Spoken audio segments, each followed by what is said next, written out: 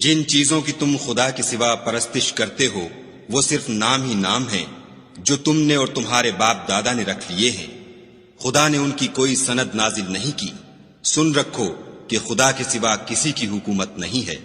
اس نے ارشاد فرمایا ہے کہ اس کے سوا کسی کی عبادت نہ کرو، یہی سیدھا دین ہے، لیکن اکثر لوگ نہیں جانتے۔ میرے جیل خانے کے رفیقوں، تم میں سے ایک جو پہلا خواب بیان کرنے والا ہے وہ تو اپنے آقا کو شراب پلایا کرے گا، اور جو دوسرا ہے وہ سولی دیا جائے گا، اور جانور اس کا سر کھا کھا جائیں گے۔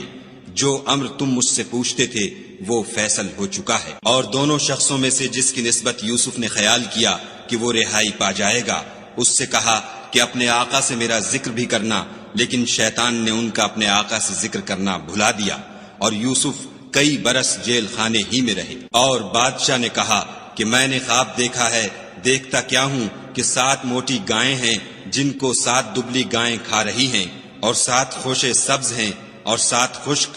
اے سردارو، اگر تم خوابوں کی تعبیر دے سکتے ہو تو مجھے میرے خواب کی تعبیر بتاؤ۔ انہوں نے کہا یہ تو پریشان سے خواب ہیں اور ہمیں ایسے خوابوں کی تعبیر نہیں آتی۔ اب وہ شخص جو دونوں قیدیوں میں سے رہائی پا گیا تھا اور جسے مدت کے بعد وہ بات یاد آ گئی، بول اٹھا کہ میں آپ کو اس کی تعبیر لا بتاتا ہوں، مجھے جیل خانے جانے کی اجازت دیجیے۔ غرض وہ یوسف کے پاس آیا اور کہنے لگا، یوسف، اے بڑے سچے یوسف، ہمیں اس خواب کی تعبیر بتائیے کہ 7 موٹی گایوں کو 7 دبلی گائیں کھا رہی ہیں، اور 7 خوشے سبز ہیں اور 7 سوکھے، تاکہ میں لوگوں کے پاس جا کر تعبیر بتاؤں۔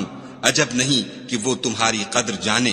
انہوں نے کہا کہ تم لوگ 7 سال متواتر کھیتی کرتے رہو گے، تو جو غلہ کاٹو تو تھوڑے سے غلے کے سوا جو کھانے میں آئے اسے خوشوں میں ہی رہنے